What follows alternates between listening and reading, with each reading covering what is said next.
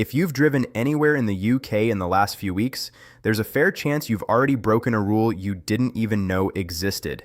The DVLA and DVSA have quietly pushed through a wave of changes that are now active on British roads, and one of them could land you with points, fines, or even a revoked license if you're a newer driver. Stick with me for the next few minutes, because by the end of this video, you'll know exactly what's changed, what's still just a proposal, and how to make sure tonight's drive doesn't end with a letter from the DVLA landing on your doormat. Let's start with the headline issue, because this is the one catching the most people off guard right now. The DVLA has confirmed a tougher enforcement crackdown that's already in motion. This isn't a rumor or a coming soon announcement, it's active. The agency has been clear that any vehicle kept or used on a public road has to be taxed unless it's been formally declared off the road with a SORN. If you forget, or you let it slide because you've been busy, you're looking at an £80 fine, which drops to £40 if you pay within 33 days.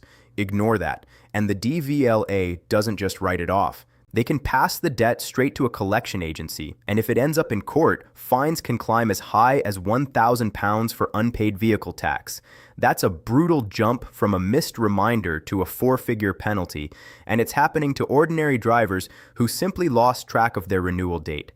It doesn't stop at tax. If you've sold a car, changed your name, or moved house and forgotten to update your keeper details with the DVLA, that's now a £55 fine, reduced to £35 if you act quickly. But again, ignore it, and it can escalate all the way to £1,000 once the case reaches court. And here's the one that really catches people out: driving without insurance. Continuous insurance enforcement means the DVLA can fine the registered keeper of an uninsured vehicle even if nobody actually drove it that day. First, you get a warning letter. Ignore that. And you're looking at a £100 fine, or £50 if you pay promptly. For drivers with foreign registered vehicles who haven't met UK requirements, the DVLA has gone further, warning that non-compliant vehicles risk being clamped, removed, or in the most serious cases, destroyed. So why does this matter for the 6 points everyone's talking about? Here's the connection most videos on this topic are missing. If you passed your test within the last 2 years, you are classed as a new driver under DVLA rules, and that status comes with a much stricter version of the points system. For an experienced driver, the rule is simple. Hit 12 points within 3 years and you face a mandatory ban. But for a new driver, the threshold isn't 12. It's 6. If you pick up 6 or more penalty points within 2 years of passing your test, your license is automatically revoked, no court discretion involved, and critically, it doesn't matter if those 6 points come from one single offense or from 3 separate small ones. A single careless driving conviction, a phone while driving offense, or even a string of smaller infractions stacked together can trigger it instantly. Now picture how easily that happens in the current climate. You're a new driver. You forgot your insurance renewed automatically, and there's a gap you didn't notice. That's potentially points and a fine. You're rushing somewhere and get caught using your phone at a junction. That's 6 points on its own under current rules. Add a speeding ticket from a camera you didn't even see flash, and you've gone from a clean license to having to retake your theory and practical test from scratch, with no driving in between. That's the real danger people are searching for tonight. It's not one mysterious new rule lurking in the small print. It's the combination of intensified enforcement plus a points threshold that's brutally low for anyone who passed their test recently. Let's talk about what else has genuinely changed and is now live, because there's more than just the enforcement crackdown. From the start of this year, the driving theory test itself was updated. The DVSA added expanded first aid content, including new questions on CPR and the use of defibrillators. The idea is to improve survival rates after roadside collisions, and importantly, the cost and overall length of the test haven't changed, just the content. If you're studying for your test right now, that's something to be aware of because it's catching some learners off guard in mock exams. Then there's a change rolling out from spring this year that affects how learner drivers book their practical test. Under the new system, only the learner can book their own test slot.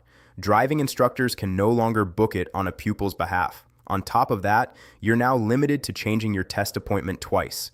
Make a third change and your booking gets canceled, meaning you'll need to rebook from scratch, and you'll only get a full refund if you give 10 full working days notice. The DVSA's reasoning here is to stop block booking and stamp out the resale of test slots, which had become a real problem with some people effectively scalping driving test appointments. If you've got a test booked through your instructor under the old system, it's worth double-checking how that booking is now being managed. If you're driving in or around London, there's also a cost change that's already hit your wallet. The congestion charge rose from £15 to £18 per day at the start of January this year. If you don't pay by midnight, 3 days after driving in the zone, that penalty jumps to £21. There's also a new tier discount system for electric vehicles registered with AutoPay, replacing the old cleaner vehicle discount scheme, rolling out in phases through the year. If you're an EV driver in London, it's worth checking which phase you currently qualify for because the discount percentages have shifted more than once already. Now here's where I want to be straight with you, because a lot of channels are blurring the line between what's confirmed and what's just been proposed, and that's where misinformation creeps in. The government has a road safety strategy in the works, and several headline-grabbing changes you might have seen elsewhere are part of that proposal, not yet law. One of the most talked about is a plan to strengthen seatbelt penalties. Right now, not wearing a seatbelt is a fixed penalty offense with a fine. The proposal on the table would raise that fine to as much as £500 and add 3 penalty points to your license for the first time. It hasn't passed into law yet, but if it does, that's a significant shift, especially combined with the 6-point new driver threshold we just talked about.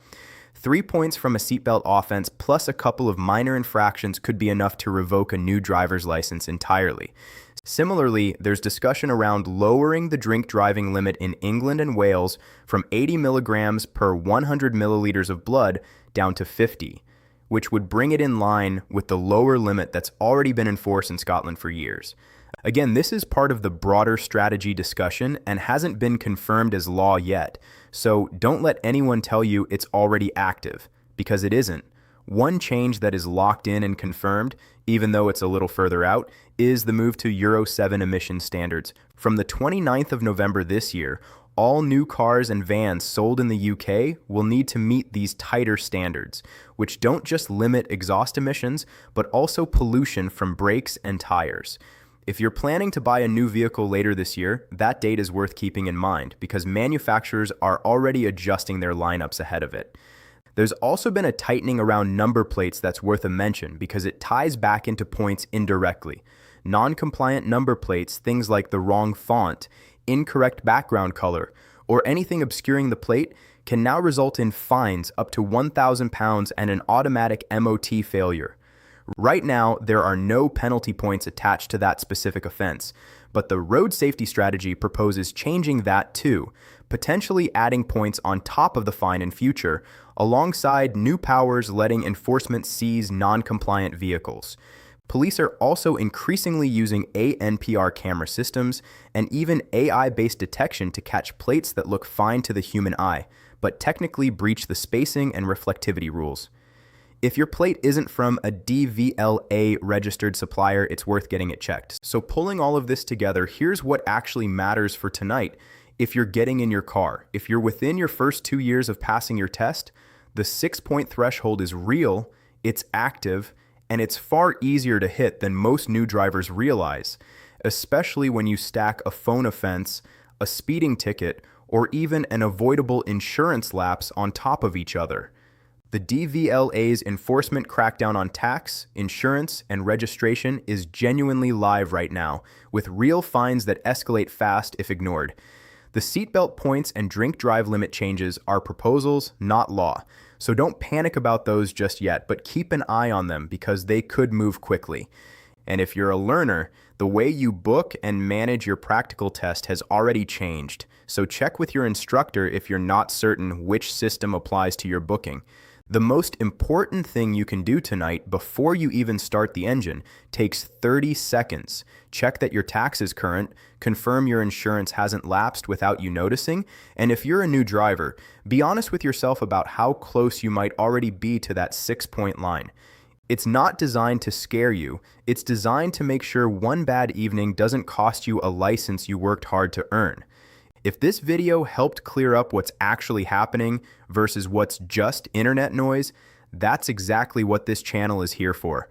Cutting through the confusion around UK driving law so you're never caught out by a rule you didn't know existed.